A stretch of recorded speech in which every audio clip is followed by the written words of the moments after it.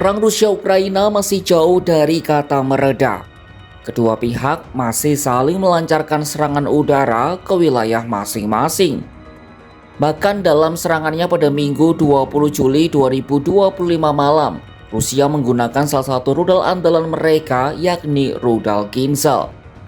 Rudal Kinzhal termasuk dalam gelombang serangan 450 rudal dan drone yang menghantam berbagai penjuru Ukraina. Presiden Ukraina Volodymyr Zelensky kembali mendorong perundingan gencatan senjata sesegera mungkin, sementara Kremlin masih setengah hati untuk berdamai. Simak dinamika terkini perang Rusia-Ukraina dalam video berikut.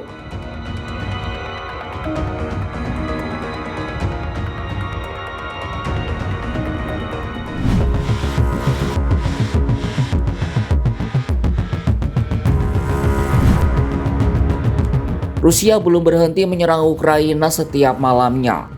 Gelombang baru serangan udara kembali terjadi pada Minggu 20 Juli 2025 malam, membuat penduduk Kiev dan kota-kota besar Ukraina lain menghadapi malam tanpa tidur. Mengutip laporan CNN, Angkatan Udara Ukraina menyebut Rusia meluncurkan 450 rudal dan pesawat tak berawak pada Minggu malam hingga Senin. Kebanyakan ditembak jatuh, tetapi 23 rudal dan drone berhasil lolos dan menghantam sejumlah lokasi.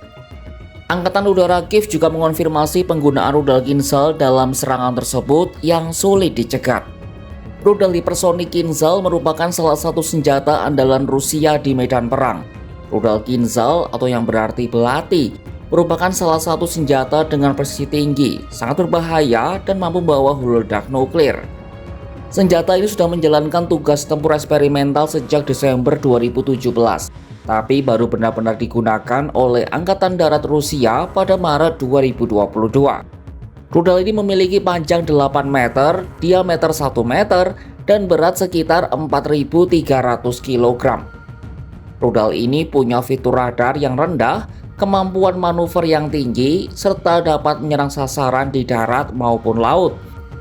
Rudal Kinzhal bisa terbang dengan kecepatan 10 kali lipat kecepatan suara atau sekitar 12.350 km per jam.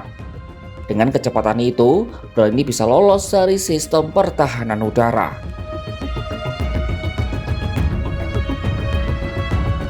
Peringatan serangan udara nasional dikeluarkan di sebagian besar wilayah Ukraina. Otoritas tempat melaporkan sedikitnya 2 orang tewas dan 16 lainnya mengalami luka-luka. Kebakaran juga terjadi di sejumlah gedung di distrik Darsnivsky, Shevchenkivsky, dan Dniprovsky. Sementara di Kharkiv, wali kota Ihor Terekov melaporkan adanya 12 serangan. Salah satunya memicu kebakaran di dekat gedung perumahan di utara kota. Kerusakan juga terjadi pada jalan, rel kereta, dan kabel listrik. Presiden Ukraina Volodymyr Zelensky mengecam serangan ini, menyebutnya serangan terhadap kemanusiaan.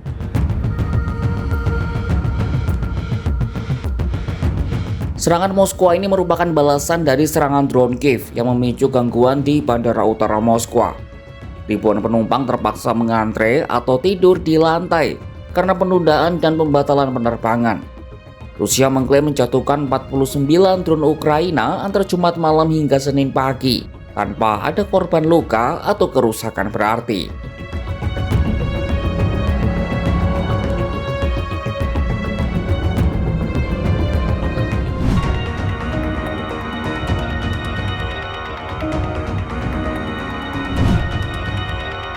Presiden Zelensky menyerukan pembicaraan dengan Rusia pada minggu keempat bulan Juli 2025 ini. Hal ini ia ungkapkan dalam pidato hariannya pada Sabtu 19 Juli 2025. Триває розмова з російською стороною щодо обмінів. Продовжуємо виконувати домовленості минулої зустрічі в Стамбулі. Зараз команда працює ще над одним обміном. Також секретар РНБО Умєров доповів, що запропонував російській стороні наступну зустріч на наступному тижні. Putaran terakhir perundingan terjadi pada awal Juni di Istanbul, Turki, dan tidak berakhir dengan baik. Delegasi kedua negara bertemu selama kurang lebih 1 jam sebelum memutuskan untuk berhenti karena perbedaan tuntutan yang ekstrim. Rusia mengajukan tuntutan teritorial maksimalis sebagai bagian dari prasyarat gencatan senjata. Sementara Ukraina menolak mempertimbangkan konsesi teritorial apapun sebagai imbalan perdamaian. Di lain sisi, juru bicara Kremlin Dmitry Peskov menyebut Presiden Putin siap menuju perundingan. Tapi fokus utama mereka adalah tetap mencapai tujuan utama di medan perang. Есть наш проект меморандума, есть проект меморандума, который передан украинской стороной. Вот предстоит обмен мнениями и, собственно, переговоры по этим двум проектам, которые пока, скажем так, пока являются абсолютно диаметрально противоположными. Поэтому предстоит большая дипломатическая работа.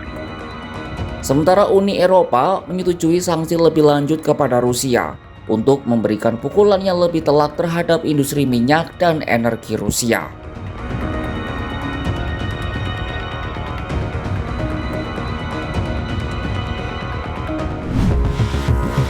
Rudal beterbangan, diplomasi terseok. Serangan Rusia makin membabi buta. Ukraina terus terengah di bawah bayang-bayang rudal Kinzhal yang melesat 10 kali kecepatan suara. Di tengah kobaran api dan puing reruntuhan, Zelensky menyerukan damai. Namun Kremlin masih menggenggam senjata dan bukan kesepakatan. Perundingan stagnan, prasyarat saling bertabrakan. Eropa yang tampaknya sudah jengah memberi sanksi paling berat untuk memukul Rusia agar berhenti. Ketika akhir perang belum ada hilalnya, sampai kapan warga sipil menanggung luka dan penderitaan? Saksikan kabar lainnya hanya di kanal YouTube Kompas.com.